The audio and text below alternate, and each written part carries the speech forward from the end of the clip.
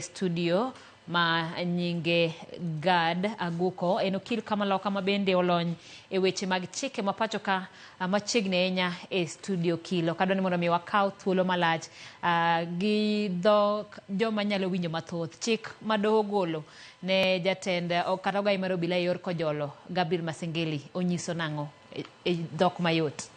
Chikno nyiso ni gie sechegi onego bed ni en gi ndalo 7 mar terore mbele doho mondo dhi opuodhre ni makosa ma oseyude godo gie sechegi.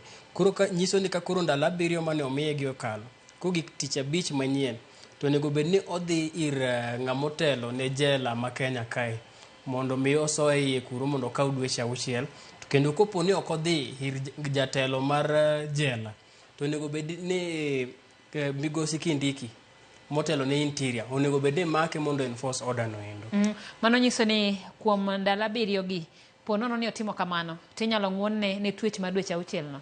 Koro bro luwore gi gima odhi lero e mbele doho nikech pod wakia gimomiyo ne otamore ni mondo kik odhi, lakini bende ka wang'iyo en ni wayudo ni osekawo okenge dibiriyo kokoso tema ok odhi e doho kaka nikone ma kawuono ne mar 7 nonego bed ni obiro kawuono to ne ok obiro. Koro dibiriyo te kok osebedo ka obiro to kendo ok osechiwo explanation. Manyiso ni koro kopo no odhi to nyaka koro gima ang' odhi biro kowacho ne court ni ema nomo ne biro nyaka ang' obed gino manyalo convince court ni adieri mae to ne nyalo miyo ng'ato kos ma ok obiro. Koro nyaka ang' pod en gi burden kata osigo mar biro lero ahinya mo convince court ni gi circumstances mane ntiere ne ok onyal chopo.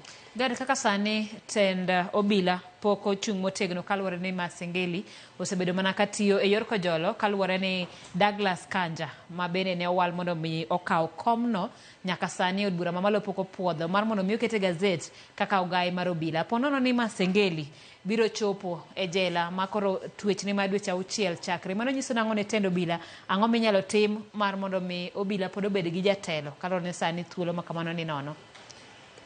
Mano gima ok onego bed kata ni chando pach ng'ato nikech kata mana machielo cha ng'ama ne nitiere ni Koome no gwetaw to immediately mano gwetaw to noket ng'at manyalo mako gino gi kojolo nyaka chieng' ma iyudo ng'ama chielo.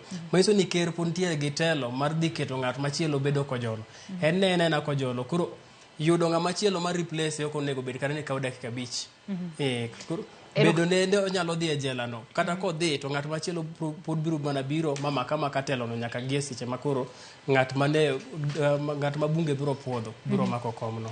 Ang'o matimore ni Masengeli ponono ni odhi mo otwe kuom dweche 6 motieko mako tenore koda chik mawacho ni apisa mar sirikal ok onego bed ng'at ma chilo moramora kata moseyud gi kethe doho. Sama koro ang'o dhi obedo ne osetwe dweche 6 moko koro kopo no apply gi miluongo ni certificate of good conduct mi apply gi jokwach kich ok odhi yude to kata koyude to dhi nyiso kacha ni en gi dweche 6 ma oseserve. Koro ka osebedo ni ok onyal yudo certificate of good conduct to kopo ni dwa hold office moramora nyaka ang' idhi ko ir jo anti corruption ma gimbe gimi clearance. Mano nyiso ni sama koro dhi tero certificate of good conduct ne dhi yudo ka jo anti corruption gibe koro gen gi record ne ni ng'ani nosemaki kendo koro ok qualify. Manyiso ni gibe ok gidhi miye clearance to koro kok iyudo clearance kata ni ter document ni kanye to idhi yudo ka documents ni oboke ni midhi tero kacha in mana gi certificates magi lakini mar DCI madwarore ionge godo to gi mar anti corruption bende madwarore ionge godo. Manyiso ni ok dhi kata mana bedo shortlisted ne tijno endo. Mano nyiso ni ponono ni obete jela kuom dweche 6 motieko tije kaka apisa mar sirikal onego bed ni rumo kanyo kaluwore gi chik. Dhi rumo gi kanyo. Ero kamano ahinya. Bende wach mar nawinjo ka Justice Lawrence Mugambi no wacho ni kata obedo ni nitiere chik marita apisas madito kendo ahinya kotedore koda sekta mar obila ok nyal moni mar golo chik kaluwore koda pen chike mapacho kama wacho ni ema otelo kata maduong' moingo dhano moramora. Bende nitiere chik matalo jatelo kaka kom ma Masengeli nitiere mondo mi kik miye kum machal gi makoro doho omiye kawuono. Onge chik moramora matamo mondo mi kik miye kum doho nyalo miye kaluwore gi documents kata evidence manokel ne doho. Koro gima ne judge wuoye notemo lero ni kaluwore gi kaka hierarchy mar polis chalo, onego bed ni polis maduong' mogik magie sechegi en ema mako komno. En ema onego bed nochiwo order ni jowetene matindo ni koro dhi tim gima kama kama. Makata kopo ni nitiere ng'ama onego bed ni mako, en ema onego bed nowacho ni koro dhi mak ng'ani. Koro ing'e ni wayudore e okang' ma koro ok onyal wacho ni bi maka. Koro emomiyo mondo mine doho mondo kony gap mantiere no. Koro doho wacho ni kopo ni ok obiro e mbele doho gi seche manokone ma period ni endi okal, to en ng'at ma ung'eyo ni onego bed ni oluwo chik, onego bed ni koro odhi kende owuon ir commissioner mar prison. To kopo ni ok odhi ir commissioner mar prison, to doho achiel nochako wacho ni koro jatend migawo mar interior ma bende ma koro telo ne polisi ma koro chalo kaka jatende, mondo make sure ni okawe ma otere. Koro iboyudo ni ka opo ni jatend migawo ni be koro ok okawe motere, to en bende dhi chaki chiwne order machielo mondo koro obiye court mondo owach gima omiyo Masengeli otame tero e jela.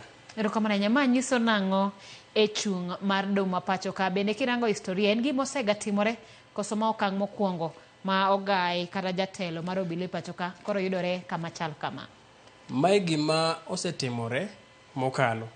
Kwang'iyo kes mar Miguna gi seche manogole oko, doni macha to nok jatend migawo, nok jatend obila, ne en jatend migawo. To en be nowach ni mondo tere jela, to en nomiye gi option mar chulo siling 200,000. To kata mi option mar chulo 200,000, to kata gi 6 months chande, gi dweche 6 chande, pod ochalre en ga conviction ma ok onego bed ni bedo e ofis.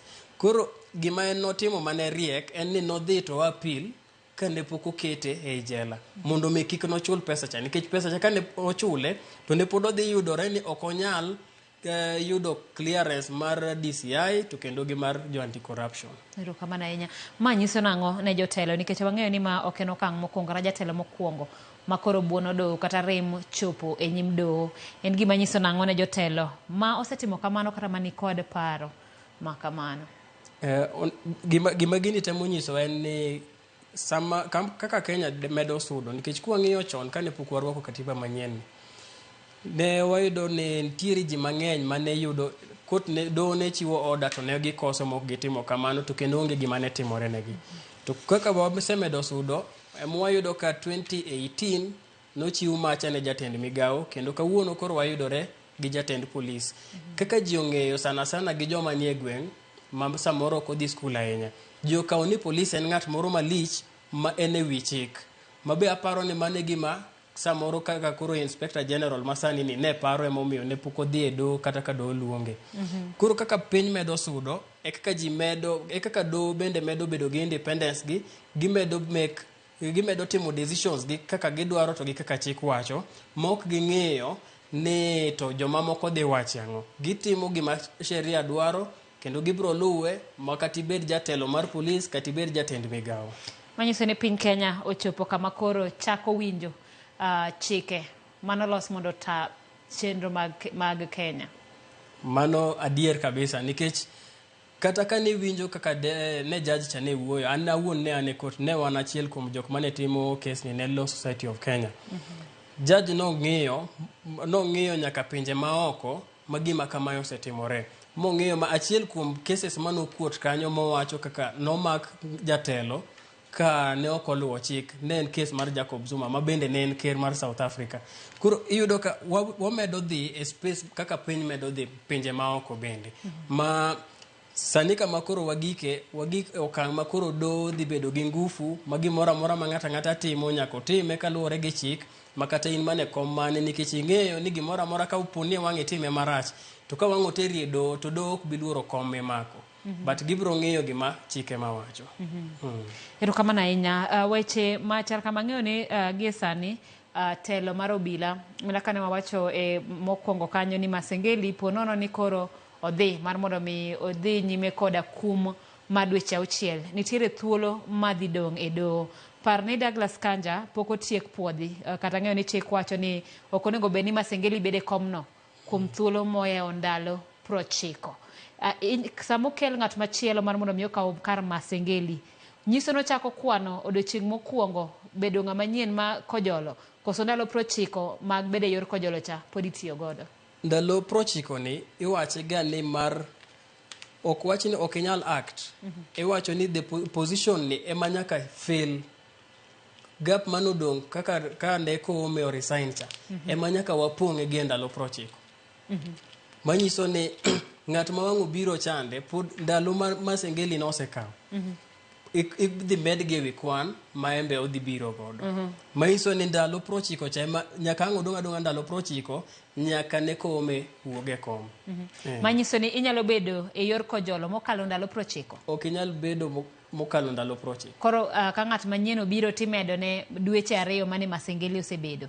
Koro yudo ka koro nodong dwe achiel. Tiende ni koro dweche 2 ka mede achiel modong ni. Ok odhi kawo moingo dwe achiel. Manyiso ni kom nobedo vacant. Wach ni tarik 1 dwe mar 1. Nyaka tarik 30 dwe mar 3 unyalo bedo jikojolo 30 e diere ka. Mak mana ni ndalo 90 ka to nyaka awang' kel ng'ama chielo. Nyaka ne vacancy bedi, nyaka bed fill gi ndalo 90. Penjo bedo niya, ponono ni koro Douglas Kanja, ok ang'eyo gimomiyo od bura mamalo nyaka sani pok opuodhe, kata bedo ni Senate nosepuodhe. Penjo bedo ni ponono ni Douglas Kanja ok okalo okang' kata chopo e od bura mamalo to ong'ise ni ok oromo. Manyiso ni koro idok chien mar mondo mi chako wal ng'at manyien. Manyiso ni dhi kawo thuolo mang'eny moheo ndalo 90. Ang'o matimore? Koro magi bro yudo kan wabro yudore gi unconstitutional positions. Ma thothne ka wang'o chak process no manyien kata ka wang'o ket ng'ama chielo to ji nyaka wang' ne dhi e doho mondo gidhi gi challenge. Koro thothne gima ibro yudo ka biro timore en ni gibiro dhi e doho mondo gidhi gi kwa do gidhi gi kaw gimiluongo ni advisory opinion. Nikech mae en circumstance ma katiba ne ok ong'iyo or ne ok oketo into consideration seche mane ndike. Ne ok ong'e ni gima kamano nyalo timore. To ero koro ji odhi oyudore kanyo. Koro nyaka wang' ji dhi e Supreme Court mondo gidhi gi kaw opinion, legal opinion e Supreme Court madhi nyiso ni ere kaka inyalo kony kanyo. Ma achiel kuom situations machalo kamago ne en mar women representation mar bunge. Kanogi kama kaka ne katiba wacho ni ji nyaka bed achiel ewi adek. Okonego kala 2.3. Kane ogik seche ma mano nokalo ne ji odhi e Supreme Court. Ma Supreme Court nomiyo ji opinion, advisory opinion ni koro nikech gini ochopo kamae to mae gima ne katiba nokoneno nitiere kaka wanyalo yudo kaka ijole. Erokamano, mana ka watieko LSK, kang'eyo ni ma en bura maune manochwal e doho ewi Masengeli kuom rem dhi e doho kuom thuolo mang'eny. Ere ber kata rach muyudo e bura machalo kama ng'eni un gi buche mang'eny kaachiel koda gweno ma un godo ne buche mumako e doho? Ber ma wayudo e bura machalo kamae en nikech kaka kawuono no ng'ade, onyiso ni chakre sani ng'ata momako kom moro amora, obed e sirkal, obed kata mana e doho, obed e private sector, kata obed ja ohala miparo ni in gi pesa, samoro amora ma itimo gimoro amora nyaka itime kaluwore gi chik. Makoro ji ong'eyo ni gimoro amora mitimo kokoluwore gi chik to doho nigi teko mar chungi kati bed mana ng'awa. Koro magi gik makonyowa nikech iyudo ka samoro kaka koro sani Masengeli kaka koro Masengeli gie seche gi oneno ni ene ma ene kom. To bang'e ka obro wuok e kom to en owuon obro dwaro ni mondo ji olu court order. Kech waseneno mano gi jatend migawo ma bende nong'adne chik machalo kamae gie seche mane ene kom nokodwaro bei court order. Bang'e ka nowuok to ka nochak sande gi sirkal achiel or kata mana gi jogo ma be ene manotelo negi to konogi kaka kik gilu chik. Kane jogi ochako sande en owuon nodhi kamanyo mondo court mondo konye. Koro gima gini konyowa godo ni omedo court authority. Sani koro ji winjo ni court otegno kendo court konyogi ma nikech wambe court kanye ma wan practice. Onge tiende mondo kaka koro an ibiro ni mondo they are represent e court achwal wach ni e court. Tadhi e court makata ka wanga yudo order to onge gimedhi timo godo. Koro gini medo wa ngufu ni kama wadhiye ko wadhi nuwateri in gi case to case nene kidhi yale to gima court dhi wacho ntiere kako dhi loko ngimani. Erokamano nyakenda mano aparo ni mano bende koro muono adiera ni doho ochung' kar kende mana kaka chik ma pacho ka dwaro. Mano adier nikech kata aparo ni gie chak higa ne wan gi weche mane chando sana doho ka ne wacho ni do ne ohero kaka dhi State House mondo ne gidhi gibed gi executive ma mano ne chendo kar koro iyudo ni ok inyal trust ni kitero case kia maybe en case moro ma ok dhi gi gima sirkal ne dwaro. Ok in gadier ni gima do dhi wacho be ne giwache kaluwore gi chik koso giwache gi mapendeleo. To gi esechegi nikech waseneno ka do kawuono nochung' motegno ne jotend sirkal. Koro wan gadieri ni gimoro amora ma sani do timo ok gitime nikech mapendeleo ma ginyalo bedo godo ne ng'ata ng'ata kata ne position moro amora ma ng'ato ni godo, lakini gitime kaluwore gi gima chik dwaro. Erokamano Nyagad, thuolo rumo gi kanyo, kata kamano ang'e ni en twak monego bed ni wadhigo nyime mondo mi wagol odok e it jopiny kendo mondo mi wabed koda ng'eyo matut ahinya kotenore koda